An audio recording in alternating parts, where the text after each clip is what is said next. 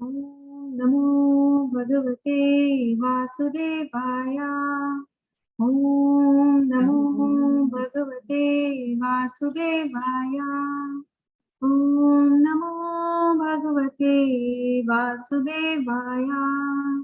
ॐ अज्ञानतिमिरन्धस्य ज्ञानञ्जनशलाकया चक्षुरुन्मिलितं येन तस्मै श्रीगुरवे नमः।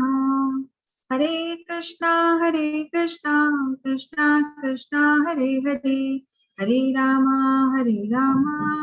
राम राम हरे हरे। हरे कृष्णा। आज के माता जी और प्रभु जी, आप सबसे निवेदन है कि आप म्यूट पे कर लीजिए। जब प्रश्नोत्तरी सेशन होगा एंड में, तो आप हैंड रेज कर सकते हैं, हम तब प्रश्नों के उत्तर देने का प्रयास करेंगे। और आज के अध्याय 5 कर्म योग कृष्ण भावना भागवत कर्म में इस सत्र में 5वें सत्र में आप सबका स्वागत है।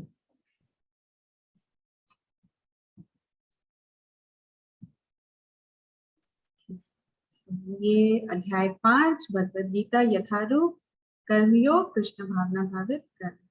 तो सत्र 4 का हम अवलोकन कर लेते हैं कि किस प्रकार हमने उसमें जाना कि दिव्य ज्ञान का परंपरा से प्राप्त होना और श्रीमद् भगवद गीता परंपरा में प्राप्त दिव्य ज्ञान है।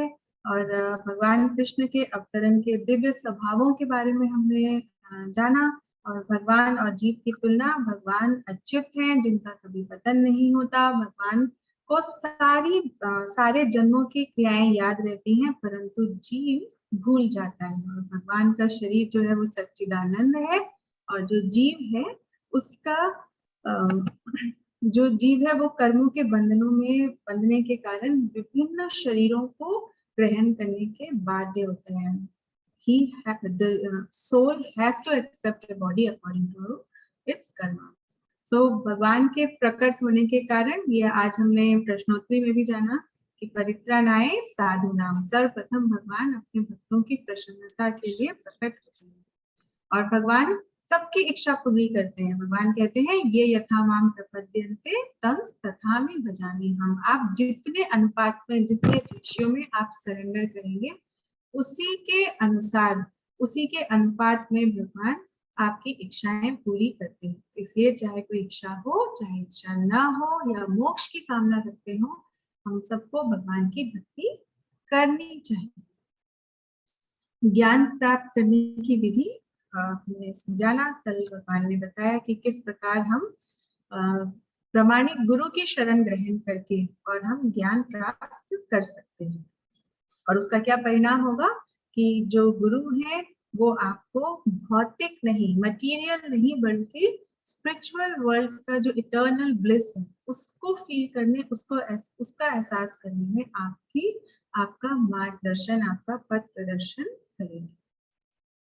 तो ये अध्याय 4 था। तो हम अध्याय 4 में हमने जाना कि जो कर्म है, अगर कर्म हम बिना ज्ञान के करते हैं तो उसका कोई अर्थ नहीं है। जैसे कि आप कर्म हर कोई कर रहा है। जैसे हम इसकी शुरुआत, हम इस पिक्चर के पे बाद में जाएंगे, पहले हम एक बहुत सुंदर कथा आती है, उस कथा को सुन लेते हैं कि एक बार नारद मुनि जो हैं उनको इंद्र देवता जो हैं उनको श्राप के कारण सुअर की योनि में जन्म लेना पड़ा। अब सुअर कहाँ रहते हैं? सुअर गंदगी में रहते हैं, मलमूत्र में रहते हैं। वो इंद्र देव, और वो उनको उस योनि में जन्म लेना पड़ा। और वहां पे क्या हुआ, उनकी पत्नी थी और उनके छोटे छोटे बहुत सारे बच्चे थे। आपने देखा होगा जो गली में आसपास में, सिंगापुर के बच्चों के लिए शायद ये साइट उतनी कॉमन नहीं होगी जितनी और दूसरे देशों से ज्वाइन करने वाले लोगों के लिए होगी। तो वो इस तरह से सड़कों पे इधर उधर घूमते रहते हैं। तो इसी तरह इंद्रदेव अपने पत्नी और बच्चों के साथ घूम रहे थे। अभी ब्रह्मा जी को लगा कि बहुत दिन हो गए इंद्र भगवान, अब हो गया श्राप, उन्होंने भोग लिया, अभी पूरा हो गया। और ऊपर क्या हो रहा था कि स्वर्ग लोग संभाले कौन? राजा नहीं है। कृष्ण ही कहते हैं यथा राजा तथा प्रजा। अब भाई राजा ही नहीं है तो प्रजा जो है वो सारे संचालन में सबको कठिनाई हो रही थी। तो ब्रह्मा जी लेने आए नारद सॉरी, ब्रह्मा जी इंद्र भगवान को लेने आए और उन्होंने कहा कि आप चलिए। इंद्र देवता कहते हैं नहीं नहीं, मैं बहुत व्यस्त हूँ। किस चीज में व्यस्त हूँ? सुबह मुझे ऑफिस जाना है, काम करना है, पैसे कमाने हैं, फिर मुझे वापस मंडे टू फ्राइडे काम करना है, सैटरडे संडे घर को देखना है, छत लीक कर रही है, दीवारें ठीक करवानी है, बच्चों के स्कूल की फीस भरनी है, मैं बहुत सारे कामों में व्यस्त हूँ, मैं नहीं हूँ, मैं बहुत ज्यादा बिजी हूँ। तो ब्रह्मा जी ने उनसे काफी रिक्वेस्ट की, ब्रह्मा जी चले गए, फिर दूसरे दिन आए, फिर आए, लेकिन इंद्र देवता प्रतिदिन वो बिजी थे, जैसे हम बिजी होते हैं। अगर कोई आए और कहे भगवत कथा हो रही है कि हम सुने, हम भगवान के मुख से निकले इस अमृत को ग्रहण करने का प्रयास करें। भौतिक जगत के जो संगीत होते हैं उनको गा के, उन भजनों को गा के हम अपने आप को धार्मिक कहने में ज्यादा आनंद का अनुभव करते हैं, बजाय कि हम स्वयं, जो भगवत गीता है, जो भगवान का गीत है, जो स्वयं अमृत है, जिसने भगवान का स्पर्श कर लिया, तो हम कहते हैं प्रत्यक्ष दर्शन दुर्लभ है। तो जिसने भगवान के प्रत्यक्ष स्पर्श कर लिया, तो उसके उसके अमृत की तो कोई तुलना ही नहीं की जा सकती, तो उसको हम नहीं सुनना चाहते। तो इसी तरह इंद्र देवता भी उस योनि में, ये कथा इसलिए कि हमने अभी कहा कि जीव और भगवान में क्या अंतर है। जीव जो है वो भूल जाता है अपने पिछले योनि, पिछले जन्मों को। हम अभी जिस शरीर में है हमें बस उतना याद रहता है। तो फिर ब्रह्मा जी जो हैं वो उनको जबरदस्ती ले जाने लगे, इंद्र देवता को, कि नहीं नहीं, आप इंद्र लोक के राजा हैं, आप स्वर्ग के राजा हैं, आप कहाँ इस गंदगी में।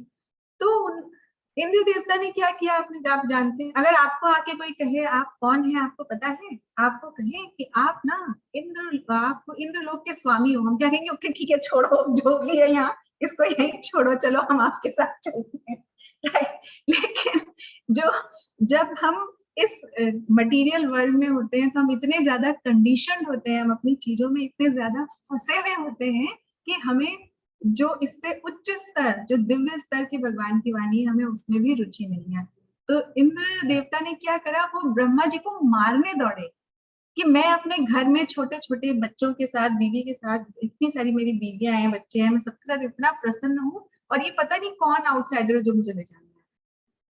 तब ब्रह्मा जी ने उनपे वज्रपात किया, उनको उनको होश में लेके आए, और फिर तब उन्हें ये एहसास हुआ कि मैं कहाँ थी। तो इसलिए ये कथाएं माध्यम है हमें समझाने का कि ये जो बॉडी अटैचमेंट है, ये समझना कि मैं ये शरीर हूँ और इस शरीर की आवश्यकताओं की पूर्ति में ही पूरा जीवन बिता देना है, ये सब बहुत ही आप कह सकते हैं डेंजरस पाथ है। इस इस विचार के साथ भक्ति के पथ पर बढ़ना बहुत ही मुश्किल है। तो इसलिए अभी क्या है कि अर्जुन से भगवान ने कहा कि पहले भगवान कहते हैं अध्याय 2 में कि जो कर्म है वो तुम्हें करना चाहिए। अध्याय 3 में कहते हैं कि जो संन्यास है वो बेहतर है। अध्याय 4 में फिर कहते हैं कि आप कर्म करो, भक्ति भाव से कर्म करो। 4.42 में भगवान कहते हैं उत्तिष्ठ उत्तिष्ठ अर्जुना, कि उठो और युद्ध करो। तो अर्जुन अब कंफ्यूज हो गए कि कभी आप कहते हैं कि कर्म का त्याग कर दो, कभी आप कहते हैं संन्यास श्रेष्ठ है, कभी आप कहते हैं ज्ञान श्रेष्ठ है, फिर आप कहते हैं कि फिर आप कहते हैं कि युद्ध करो। तो अब आप मुझे निश्चित रूप से बताइए मुझे क्या करना है। तो ये जो यहाँ पिक्चर्स दी गई हैं, ये इसी उदाहरण को प्रूव करने के लिए दी गई है कि संन्यास बिना ज्ञान के, संन्यास लेना, किसी भी कर्म को त्यागना बिना ज्ञान के, वो मूर्खता है, और भगवान ऐसा निर्देश बिल्कुल नहीं देते। तो जैसे आप सबसे पहली जो पिक्चर है वो देख सकते हैं कि किसी लैब की पिक्चर है जिसमें सॉल्यूशंस रखे हुए हैं। तो एक बार एक व्यक्ति धूप से बाहर से आता है और वहां वो सॉल्यूशंस देखता है, और उसके बगल में एक नींबू रखा होता है काट के, और नमक रखा होता है, और उसे बहुत गर्मी लग रही होती है। तो वो देखता है और उसमें पानी का रंग भी सॉल्यूशन की तरह नहीं लग रहा। उसने सोचा मैं ये पी लेता हूँ, कोई भला मानस है जिसने मेरे लिए बनाया है। वो जैसे ही पीने लगता है तो जो लैब का अटेंडेंट है वो आ जाता है। उसने कहा सर आप क्या कर रहे हैं? बोले ये नींबू पानी रखा है। बोले नहीं, ये एक लैब का सोल्यूशन है, और ये तो मैं अपना खाना खाने गया था तो उसके लिए मैंने नींबू काटा, आधा बच गया, मुझे यहाँ से उठाना भूल गई। तो इस तरह हर वो चीज जो हम सिर्फ देखते हैं या हम सुनते हैं वो सही नहीं होती जब तक हम प्रामाणिक गुरु के द्वारा, गुरु परंपरा में पूर्ण ज्ञान ना प्राप्त करें। राइट। तो और इसके पश्चात यहाँ पे आपको एक चित्र दिखाया गया है जिसमें एक डाकू की पिक्चर बनी हुई है। तो एक बार ऐसी कथा आती है कि एक बार एक डाकू था और वो कहीं से चोरी करके भाग रहा था और पुलिस उसके पीछे थी। तो उसको मंदिर दिखा, वो मंदिर में चला गया। अब मंदिर में इतने लोग होते हैं तो कई बार पुलिस वहां उनको परेशान नहीं करना चाहती, और उस डाकू ने क्या किया, उसने सब वस्त्र बदल लिए, तिलक लगा लिया और वहां धोती कुर्ता पहन के बैठ गए।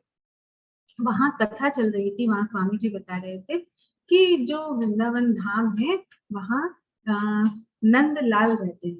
तो वो नंदलाल कैसे दिखते हैं? वो नंदलाल जो है वो समस्त ऐश्वर्यवान है। जितना धन उनके पास है उतना किसी के पास नहीं है, उसकी तुलना भी कुछ नहीं है। और इसलिए, और जो श्री है, जो लक्ष्मी जी हैं, वो उनके पति हैं। तो लक्ष्मी जी भी वही जाती हैं जहाँ कृष्ण की पूजा होती है, जहाँ नारायण की पूजा होती है। तो अब जैसी हमारी श्रद्धा होती है हमें वो ही चीज समझ में आती है। तो उस डाकू को वही समझ में आया कि अरे वाह, मैं तो फालतू में छोटी छोटी चीजों के पीछे भाग रहा हूँ, यहाँ तो सारे ऐश्वर्यों के स्वामी हैं, मैं यहीं चलता हूँ। तो कथा के बाद वो गया, उसने स्वामी जी से पूछा कि आप जिनके बारे में बता रहे थे वो रहते कहाँ? तो उन्होंने कहा वृंदावन धाम में रहते हैं। तो बोले दिखते कैसे हैं, कोई पहचान कि भाई मैं वहां जाऊंगा तो मैं उनसे मिलूंगा कैसे? तो उन्होंने, स्वामी जी ने कहा, उनका श्यामल वर्ण है, कि कमल समान आंखें हैं, कमल समान मुख है, और बोले और कुछ स्पेशल? तो बोले और वो मोरपंख धारण करते हैं और वो बांसुरी बजाते हैं। तो डाकू ने कहा ठीक है, ये ठीक है। तो वो वहां से निकल के तुरंत ट्रेन में बैठा और उसने अपनी यात्रा आरंभ की और वो निकला वृंदावन धाम के लिए। जब वो वहां पहुंचा तो कृष्ण अपने ग्वाल बालों के साथ बांसुरी बजाने में और अपने उनके साथ खेलने में व्यस्त थे। तो इस डाकू ने क्या किया, इसने 2 रुपए का केला खरीदा, कृष्ण को ऑफर किया और कहा आप ये ले लो। तो कृष्ण, आप जो भी ऑफर करेंगे मन से प्यार से भगवान उसे ग्रहण करते हैं।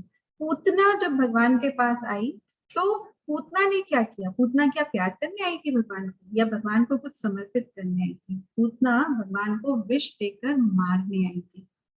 वो कंस के कहने पर उसने क्या किया था, अपने स्तनों पर विष लगा लिया था कि मैं इस छोटे से बालक को स्तनपान कराऊंगी तो उस दूध के साथ वो विष जो है वो उससे उसकी मृत्यु हो जाएगी। लेकिन भगवान ने क्या किया? भगवान ने क्या पूतना कहा चलो जाओ निकलो बाहर, कैसे आ गई तुम? नहीं, भगवान ने उसको भी ग्रहण किया। और क्योंकि, और भगवान ने ये नहीं देखा वो विषपान कराने आई थी, भगवान ने ये देखा कि वो स्तनपान कराने आई थी, इसलिए उसे धाम में यशोदा मैया की दासी के रूप में उसे स्थान मिल गया। अभी जो ये डाकू है, इसने वो निकालने का अब इसने सोचा कि केला दे दिया तो उसने जो ज्वेलरी है भगवान की उसको निकालने का प्रयास किया। तो उन्होंने भगवान ने कहा नहीं नहीं ये नहीं लेना है, नहीं तो मैया नाराज हो जाएंगी। तो डॉक्टर ने कहा कि अच्छा, लेकिन जब तक भगवान ने ये कहा नहीं नहीं ये नहीं लेना है, क्योंकि उसने स्पर्श किया भगवान को, तो उससे क्या हुआ, उसकी जो चेतना है वो शुद्ध हो गई। और जब तक वो उस स्थान से वृंदावन आया, निरंतर सतत युक्ता नाम, वो निरंतर भगवान के नाम का स्मरण कर रहा था, उसके कारण उसकी जो चेतना है वो शुद्ध हो गई और वो मूर्छित होकर गिर पड़ा और रोने लगा। तो भगवान ने कहा तुम रो मत, तुम्हें जो चाहिए वो ले। तो ठाकुर कहता है जिसे आपके प्रत्यक्ष दर्शन प्राप्त हो गया, जिसके आपके चरण स्पर्श के जो अनुग्रहित हो गया, उसके लिए अब और जीवन में कुछ प्राप्त करना बाकी नहीं। तो ये इसलिए था कि हम ये जाने और हम ये समझने का प्रयास करें कि संन्यास लेना बिना ज्ञान के उसका कोई अर्थ नहीं है। लेकिन अगर कोई ज्ञान से पूरित होकर संन्यास लेता है और अपने कर्मों में निहित रहता है तो वो अकर्म के तुल्य है, वो फिर कर्म के बंधनों में नहीं बनता। तो ये हमने अध्याय 4 का आपको बताया। अभी अध्याय 5 पहला श्लोक है। अर्जुन अब भगवान से पूछ रहे हैं, इसको हमने आपको ऑलरेडी एक्सप्लेन कर दिया कि अर्जुन कहते हैं कि पहले आप मुझसे कर्म त्यागने के लिए कहते हैं, फिर कर्म करने का आदेश देते हैं, तो क्या आप अब कृपा करके निश्चित रूप से मुझे बताएंगे कि इन दोनों में से कौन सा अधिक लाभप्रद है। तो ये हमने आपको समझाया कि भक्ति में कर्म करना अधिक लाभप्रद है। यहाँ पर हमें भगवान अर्जुन को ये बता रहे हैं कि हमें जीवन में इस बात से कभी भी कंफ्यूज नहीं होना चाहिए कि अब हम ये कर्म करें या कर्म त्यागें। कर्म ही पूजा है ऐसा नहीं, कौन सा कर्म पूजा है, अकर्म जो है वो पूजा है, क्योंकि उसमें हम जो भी कार्य करते हैं वो भगवान को समर्पित करते हुए करते हैं।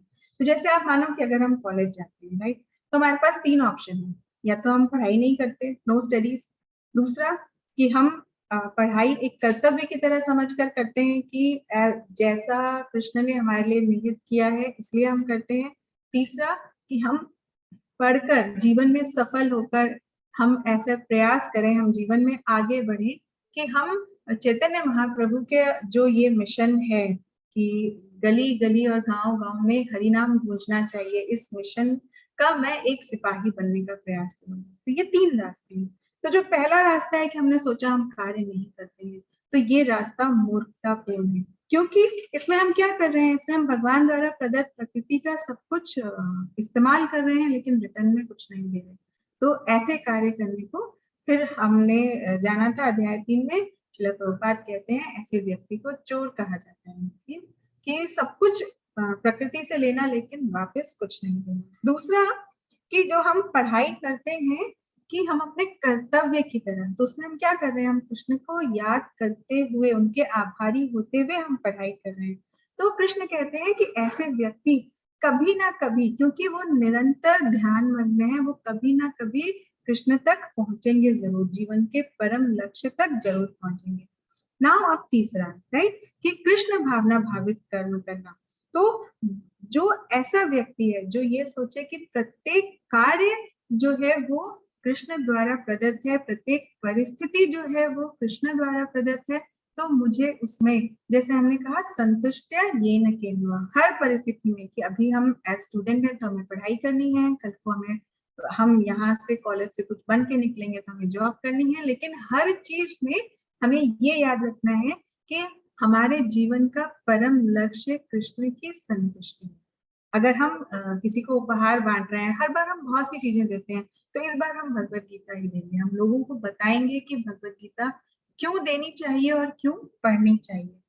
तो आप सोचो कि एक कृष्ण भावना भावित कथा सुनने से आपको कितने फायदे हैं। ऐसे अगर आपको डॉक्टर बनना है तो आप किसी कॉलेज में एडमिशन लेते हैं, 6 साल तैयारी करते हैं, MBBS करते हैं, उसके बाद आप डॉक्टर बन सकते हैं। लेकिन यहाँ श्रील प्रभुपाद आपको अब स्वतः ही डॉक्टर बना रहे हैं। किस तरह, जैसे आप आत्मा के डॉक्टर बन रहे हैं, क्योंकि आप जिसको भी हरि नाम से स्पर्श कराते हैं वो इस जन्म मृत्यु के चक्रव्यूह से मुक्त हो जाता है, राइट। जो भौतिक जगत के डॉक्टर हैं वो फिर भी सिर्फ शरीर को जो है उस दर्द को कम कर सकते हैं, और कभी कभी अगर वो उसको समझ नहीं पाए कि बीमारी क्या है तो वो दर्द भी कम नहीं कर सकते हैं, लेकिन आप हरि नाम के स्पर्श से किसी की भी आत्मा को पोषित कर सकते हैं।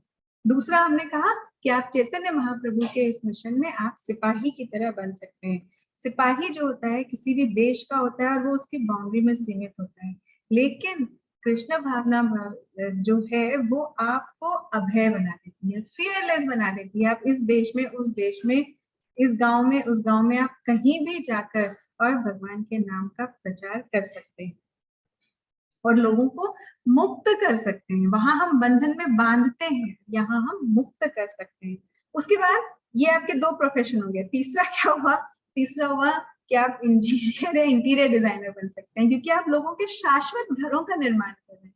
भौतिक जगत के इंजीनियर और इंटीरियर डिजाइनर तो इस जगत में करते हैं जो यही रह जाता है, लेकिन आप जिस शाश्वत धाम उनके लौटने की तैयारी कर रहे हैं वो उनके साथ ही जाएगा।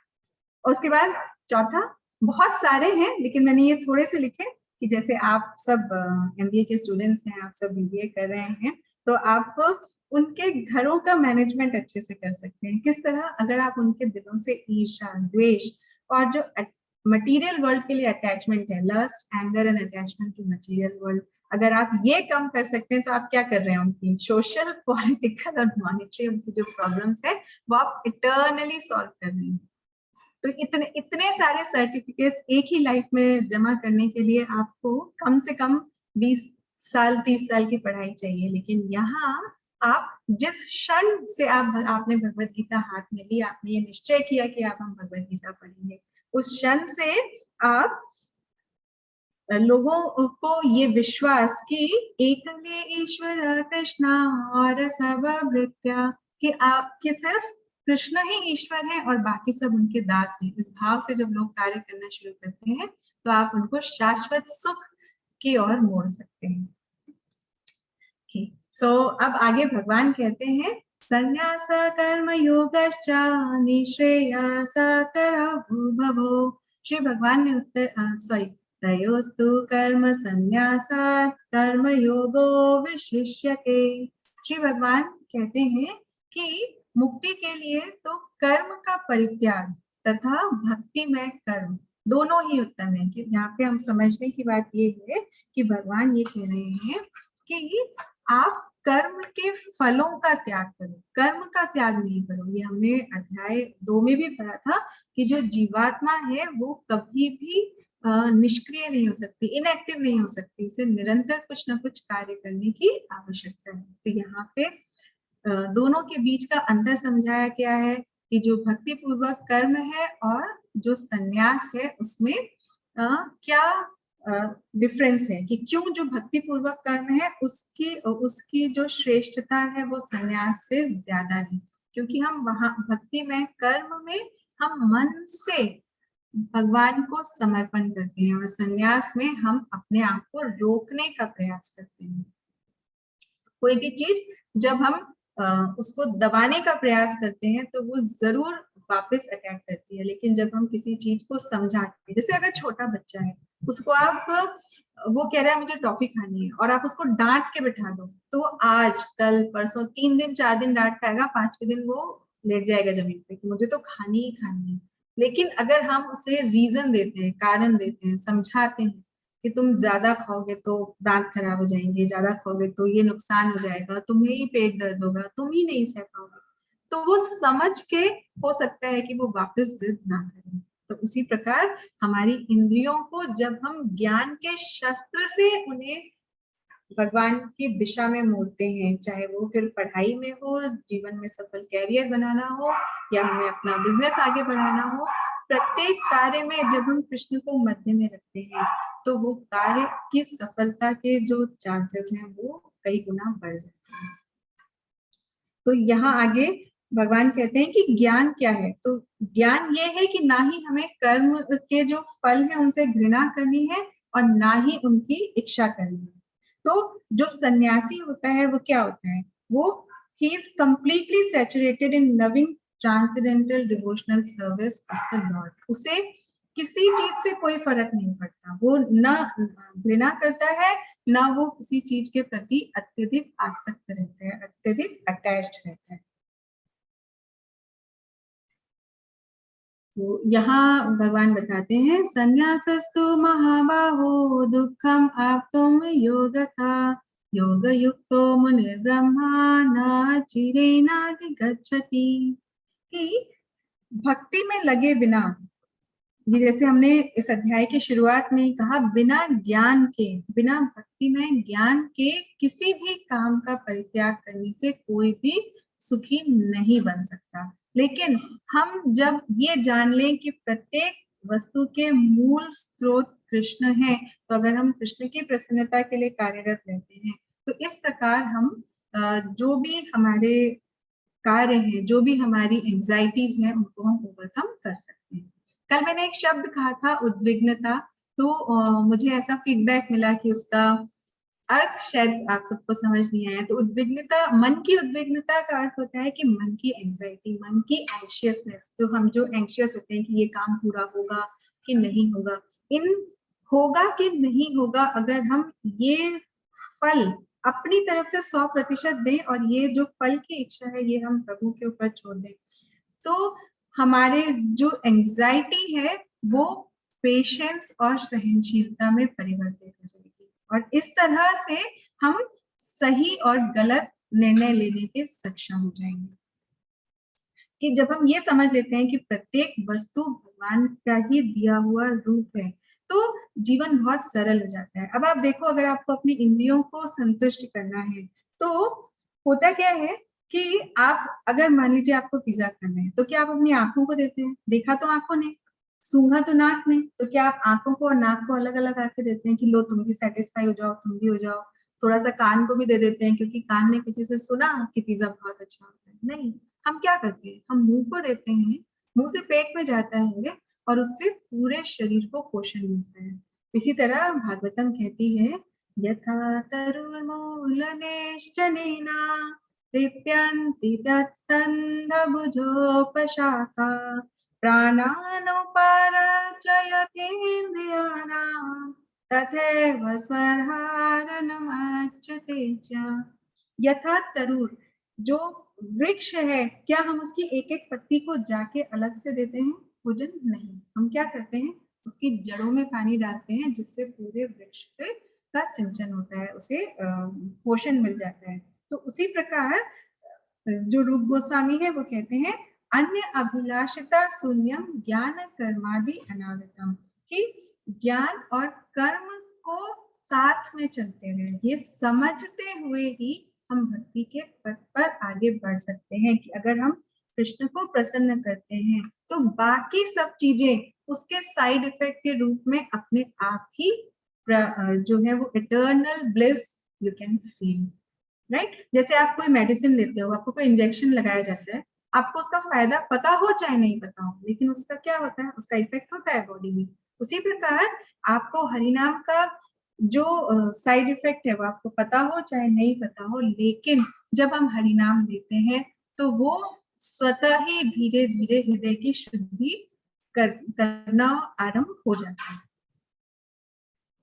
ये महाराज अम्बरीश की कहानी है, हम इसको किसी और दिन पूरे विस्तार में लेंगे। अभी ये समझने के लिए कि अम्बरीश महाराज कहते हैं कि किस तरह से हमें भगवान को समर्पण करना चाहिए। हम छोटे छोटे से कामों में इतने फंस जाते हैं कि हम बहुत बिजी हैं, हम कैसे करें। अम्बरीश महाराज पूरे विश्व के स्वामी थे, राजा थे, उनको कितने काम थे, लेकिन तो भी उन्होंने क्या करा, उन्होंने पूरे तन मन धन से सिर्फ और सिर्फ भगवान की सेवा में अपने आप को लगा दिया, कि उनकी पैरों का इस्तेमाल उन्होंने भगवान के मंदिरों के परिक्रमा करने में किया, आंखों का इस्तेमाल उन्होंने भगवान के अर्च विग्रहों का दर्शन करने में किया, हाथों से मंदिर में सफाई की, भगवान के लिए भोग बनाया, वो अर्पित करा, और कानों से भगवान के भजन सुने, जीवा से उनका कीर्तन किया, और इस तरह उन्होंने पूरा जीवन व्यतीत किया। तो भगवान ने उनकी विपत्ति के समय उनकी जो है वो दुर्वासा मुनि से उनकी मदद की। तो यहाँ आगे श्रीला प्रभुपाद बताते हैं कि जो भक्ति भाव से कर्म करता है, जो विशुद्ध आत्मा है, वो और अपने मन को और इंद्रियों को वश में रखता है, वो सबका प्रिय होता है। क्योंकि आप, जैसे हमने कल कहा था कि कृष्णा कॉन्शियस फेशियल, कि अगर आप मन से खुश हो और आप मन से जानते हो कि 24/7 कोई है जिसने मुझे थाम के रखा है, जिसको मैं थाम सकता हूँ और जो पूरे समय मेरी रक्षा कर रहा है, तो वो जो कॉन्फिडेंस है, जब आप एग्जाम देने जाते हैं और आपने पूरी पढ़ाई की है, तो जो आपके चेहरे पे कॉन्फिडेंस झलकता है, तो जो आपके प्रतिद्वंदी हैं, जो आपके कॉम्पिटिटर्स हैं, उनको देख के लगने लगता है आज कुछ स्पेशल है, तुमने सारा पढ़ लिया क्या?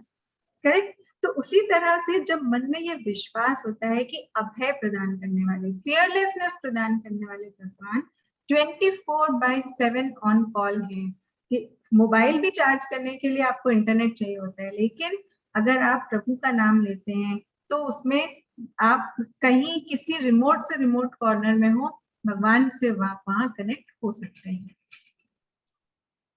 तो यहाँ पे फिर यही बात दोहराई गई है कि डिटैचमेंट, कर्म फलों को से अटैच नहीं होना है।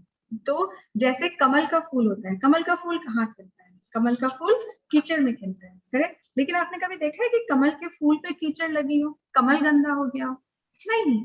तो यहाँ शिला प्रभुपाद बता रहे हैं कि जो कमल का फूल है वो कीचड़ में रहते हुए भी उस जल से प्रभावित नहीं होता। तो उसी प्रकार जो जीवात्मा है, जो कंडीशन सोल है, अगर वो पूर्णतया इस बात से विश्वस्त रहेगी कि मैंने अपना 100% दिया, इसके बाद जो भी इसका परिणाम होगा मेरे चाहने के अनुसार सही होगा या मेरे चाहने के अनुसार गलत होगा, लेकिन वो प्रभु की कृपा के द्वारा प्रदत्त होगा, इसलिए वो सही है।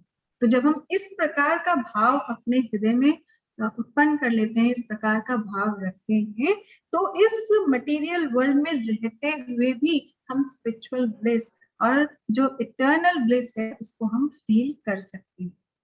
क्योंकि जैसे अंधेरा कितना भी घना हो, राइट, अभी आपके यहाँ दिन होगा, हमारे यहाँ अंधेरा हो गया, रात हो गई है, लेकिन अंधेरा कितना भी घना हो, जब सुबह ब्रह्म मुहूर्त होती है 4 बजे 5 बजे, हर देश के हिसाब से सूर्य के निकलने का समय अलग होता है, तो जब सूर्य की पहली किरण से वो अंधेरा जो है वो छंट जाता है, हमको दिखने लगता है बाहर कि हाँ सुबह होने वाली है, भोर हो गई। तो उसी तरह चैतन्य चरितामृता कहती है, कृष्ण समा सूर्य माया समा अंधकार, जहाँ कृष्ण तहाँ नहीं माया राधिकार। जो कृष्ण है वो सूर्य के समान है, और जो माया देवी है, जो ये मटेरियल वर्ल्ड है, ये जो है ये अंधकार है। तो जहाँ कृष्ण, जहाँ सूर्य होंगे, वहां माया का अधिकार नहीं हो सकता, वहां माया नहीं रहती। तो इसलिए हम जो भी कार्य कृष्ण की प्रसन्नता के लिए करते हैं, कृष्ण को मध्य में रख के करते हैं, वो कार्य जो है वो हमें भक्ति के पथ पर, भौतिक जगत में भी, मटेरियल वर्ल्ड में भी और स्पिरिचुअल वर्ल्ड में भी हमें भक्ति के पथ पर आगे बढ़ाता है, राइट। उसके अलावा हम जो भी कार्य करते हैं उसके लिए उसे कहा जाता है श्रम एव ही केवलम, वो सिर्फ व्यर्थ का श्रम नहीं होता है। तो जो निष्काम कर्म योगी होते हैं उनका क्या हो जाता है कि आपका जीवन भय मुक्त, बंधन मुक्त हो जाता है, और आप, क्योंकि आप सभी में कृष्ण की छवि देख सकते हैं, इसलिए आपका जीवन उत्तेजना रहित हो जाता है, आप एंजाइटी फ्री हो जाते हैं, और कमल के समान आप किसी भी बात से, आज आपके आसपास होने वाली ऐसी किसी भी उत्तेजनापूर्ण बातों से आप प्रभावित नहीं होते। तो जो सही ज्ञान है वो क्या है कि मैं भौतिक शरीर नहीं हूँ, मैं आत्मा हूँ, भगवान का अंश हूँ, और जीवेरा स्वरूप हुए नित्य कृष्ण दास, मैं उनकी सेवा करना चाहता हूँ और मैं विरक्त भाव में कर्म करूँ। तो आगे भगवान कहते हैं कि जो भक्त है वो शांति प्राप्त करता है, क्योंकि वो कर्म फल मुझे अर्पित कर देता है। जब हम ये जानते हैं कि रिजल्ट कुछ भी हो, परिणाम कुछ भी हो, वो कृष्ण की मर्जी के बिना एक पत्ता भी नहीं हिलता। आप सोचो, अगर ये एक उंगली है, अगर ये इस उंगली में चोट लग जाए तो आप एक साइन भी नहीं कर सकते। उसी प्रकार जो जैसे सूर्य की किरणें हैं वो सूर्य का अंश है, उसी प्रकार हम सब जीवात्माएं कृष्ण का अंश है, और उनकी मर्जी के बिना कोई कार्य संभव नहीं है। तो ये बात फिर वही कि हम भगवान के सेवक हैं, और ईश्वर द्वारा दिए गए जो भी हमारे नियत कार्य हैं वो हमें उनके कर्म फल कृष्ण को समर्पित करते हुए करने चाहिए। अहंकार से मुक्त रहना चाहिए कि सिर्फ मैं कर सकता हूँ, कोई और नहीं कर सकता। कोई भी कर सकता है, जिस पर कृष्ण की कृपा होगी वो ये कार्य कर सकता है, परंतु क्योंकि इस समय मुझे ये कार्य दिया गया है तो मुझे पूर्ण भक्ति भाव से, पूर्ण श्रद्धा भाव से, पूर्ण सेवा भाव से मुझे ये कार्य करना चाहिए, और उसका श्रेय हमें किसे देना चाहिए? उसका श्रेय हमें कृष्ण को देना चाहिए। तो ये हम आगे जानते हैं कि वास्तव में कर्ता कौन है, और जो इच्छाएं हैं वो हमारी अपने उससे उत्पन्न होती हैं, इसमें भगवान का कोई हाथ नहीं है। हमारी आंखें जो देखती हैं उसकी वजह से मोह उत्पन्न होता है, और वो इच्छाओं की पूर्ति ना होने पर क्रोध और उसके बाद पतन का कारण बन जाता है। जैसे यहाँ हमने आपको दिखाया कि जो जीवात्मा है वो कुछ इच्छा करती है, वो एप्लीकेशन जो है वो भगवान के पास जाती है, और भगवान की अनुमति मिलने के बाद जो प्रकृति के तीनों गुण हैं, mode of ignorance, mode of passion और मोड ऑफ गुडनेस, तमोगुण, रजोगुण और सतोगुण, इनके द्वारा उनकी इच्छा पूर्ति की जाती है। इस कार्य में कहीं भी भगवान की बीच में कोई इच्छा नहीं होती है। जीव को थोड़ी सी स्वतंत्र इच्छा दी गई है जिससे वो भगवान जिससे वो अपनी इच्छाओं की पूर्ति कर सकता है। लेकिन वो इच्छा क्या होनी चाहिए, वो डिजायर क्या होनी चाहिए, वो डिजायर ये होनी चाहिए कि इस भौतिक जगत के छोटे छोटे गोल की हम ये अचीव कर लें, हम ये सर्टिफिकेट अचीव कर लें, इसकी बजाय ये होनी चाहिए कि हम किस तरह कृष्ण की प्रसन्नता के लिए कार्यरत रह सकते हैं। तो यहाँ भगवान बताते हैं कि विद्या विनय संपन्ने ब्राह्मणे गवि हस्तिनी, कि जो विनम्र साधु पुरुष होते हैं वो अपने वास्तविक ज्ञान के कारण एक विद्वान तथा विनीत ब्राह्मण, गाय, हाथी, कुत्ता तथा चंडाल को समान दृष्टि से देखते हैं। यहाँ कहने का तात्पर्य ये है कि जब आप ज्ञान से युक्त होते हैं कि प्रत्येक वस्तु मेरे कृष्ण द्वारा बनाई गई है, राइट। हम हमारे घर में कितने हमारे कजिन्स होते हैं, भाई बहन होते हैं, लेकिन क्योंकि वो हमारे होते हैं तो हमारे उनके प्रति क्या दृष्टिकोण होता है, किसी में कुछ अच्छाइयां होती हैं, किसी में कुछ बुराइयां होती हैं, लेकिन हम बुराइयों को नजरअंदाज करके अच्छाइयों को अपनाते हैं कि ये मेरा अपना है, करेक्ट। तो उसी तरह वो छोटा सा दायरा है, ये मेरा अपना है, जब ये ज्ञान की प्रत्येक जो समझ सृष्टि है वो भगवान द्वारा बनाई गई है और प्रत्येक जीव के हृदय में कृष्ण परमात्मा के रूप में निवास करते हैं, तो ये ज्ञान हमारा वो छोटा सा दायरा जो है उसे बड़ा कर देती है, जिसे कहा जाता है वसुधैव कुटुंबकम। तो ये हमारी जो सनातन धर्म है, जो संस्कृति है, ये उसकी शुरुआत है कि जब तक हम ये नहीं मानेंगे कि यूनिवर्सल फादरहुड की एक कृष्ण है जो कहते हैं अध्याय 10 में अहम बीजम प्रदापिता, की मुझसे ही सब कुछ उत्पन्न हुआ है, तब तक हम सब जगह शांति की जो परिभाषा जो यूएन और कोई भी प्रयास कर रहे हैं वो संभव नहीं है। अभी आगे भगवान बताते हैं कि दुख का कारण क्या है। ये ही संस्पर्श भोगा दुख योनय एवते आदि अंतवंत कौन्तेया नाते शूरमते बुधा, कि जो भी हमारे दुख के कारण है वो इसलिए होते हैं क्योंकि हमारी जो सेंसेस है, हमारी जो इंद्रियां हैं, वो किसी विषय वस्तु, किसी सेंस ऑब्जेक्ट के कांटेक्ट में आती है। जैसे हमने कोई बहुत सुंदर वस्तु देखी, हमने किसी बहुत सुंदर पर्यटक स्थल का चित्र देखा, या हमने किसी के पास एक कार देखी तो हमने कहा मुझे भी कार लेनी है, तो एक आपने पड़ोसी के पास कार देखी, आपने भी एक कार ले ली। अब आप कार पूरी उसको सजा के, उसकी पूजा उजा करके, उसमें फूल माला लगा के और उसको पूरे बैंड बाजी के साथ घर लेके आते हैं, और आप क्या देखते हैं, और आप सोच रहे हैं कि आपका पड़ोसी कहेगा वाह, और आप देखते हैं कि पड़ोसी दूसरी कार लेके आ गई, उसके पास अब 2 हो गई। परिस्थिति वही है, सिचुएशन वही है, बैंड बाजा भी वही है, कार सजी हुई है, नई है, आपके भोग के लिए है, लेकिन वो जो सुख है वो दुख में परिवर्तित हो गया कि अब मेरे पास एक ही है और उसके पास 2 हो गई। तो ये इसका कारण क्या है, क्योंकि हम प्रत्येक वस्तु को अपने भोग के लिए लेना चाहते हैं। अगर हम ये सोचें कि हमने ये कार ली, इससे हम मंदिर जाएंगे, इससे हम सुबह 4 बजे 5 बजे मंगला आरती के लिए दर्शन करने भगवान की जा सकते हैं। और अगर शाम को कोई बुलाएगा कि प्रभु माता जी मंदिर में ये सेवा है, तो अब हम तुरंत जा सकते हैं, क्योंकि ये जो वस्तु है, ये जो कार है, ये हमें कृष्ण की कृपा के कारण मिली है, तो ये उन्हीं की सेवा में लगाई जानी चाहिए। तो फिर सामने वाले के पास 2 कारों 3 कारों, आपको उससे अंतर नहीं पड़ेगा, क्योंकि एक बार में आप एक ही कार में बैठ के जाओगे। तो इस तरह श्रील प्रभुपाद बताते हैं कि जो वस्तुएं हैं वो भगवान के भोग के लिए हैं, और हम उसी तरह उनका इस्तेमाल करें तो वो उसमें जो मनुष्य है वो संतुष्ट रह सकता है। ये उदाहरण हमने आपको पहले समझा दिया कि आप फोन का इस्तेमाल करते हैं, आप व्हाट्सएप, ट्विटर, फेसबुक पे होते हैं, लेकिन अगर इंटरनेट नहीं होता तो आप उससे कनेक्ट नहीं हो सकते, चार्जर नहीं होता तो आप उससे कनेक्ट नहीं हो सकते। लेकिन कृष्णा कॉन्शियसनेस में, कृष्ण भावना अमृत में 24/7 आप कहीं भी किसी भी रूप में भगवान को पुकार सकते हैं, लेकिन उसके लिए जरूरी है कि आप 4 नियमों का पालन करें। आप प्रतिदिन Bhagavad Gita as it is by Shri Bhakti Vedanta स्वामी श्रील प्रभुपाद उसको पढ़ने का प्रयास करें। जीवन में नियम के बिना, तप के बिना कोई भी मंजिल पाना संभव नहीं है। जब हम स्कूल के लिए, कॉलेज के लिए पढ़ाई करते हैं तो भी हम नियम बांध के करते हैं कि प्रतिदिन आधा घंटा तो ये सब्जेक्ट पढ़ना ही है, जो चीज नहीं समझ में आती है उसको बार बार पढ़ते हैं। तो अगर हमें भगवत गीता नहीं समझ में आ रही तो हमें प्रामाणिक गुरु के माध्यम से बार बार उसे पढ़ने का प्रयास करना चाहिए। और जब कृष्ण देखते हैं कि ये मेरा भक्त है, मुझ तक पहुंचने का प्रयास कर रहा है, तो भगवान कहते हैं ददामि बुद्धि योगम तम ये न माम उपयांति, मैं स्वयं उसको बुद्धि देता हूँ जिससे वो मुझे प्राप्त कर सके। So 5.29 में भगवान कहते हैं भोक्ताराम यज्ञ तपसाम सर्वलोका महेश्वरम सुहृदम सर्वभूतानाम ज्ञात्वा माम शांतिम ऋच्छति। जो ये बात समझ लेता है, जो ये बात जान लेता है कि मैं सबका वेल विशर हूँ, मैं ही सबका प्रोटेक्टर हूँ, तो वो क्या उसको मिलेगा? उसके हृदय को शांति।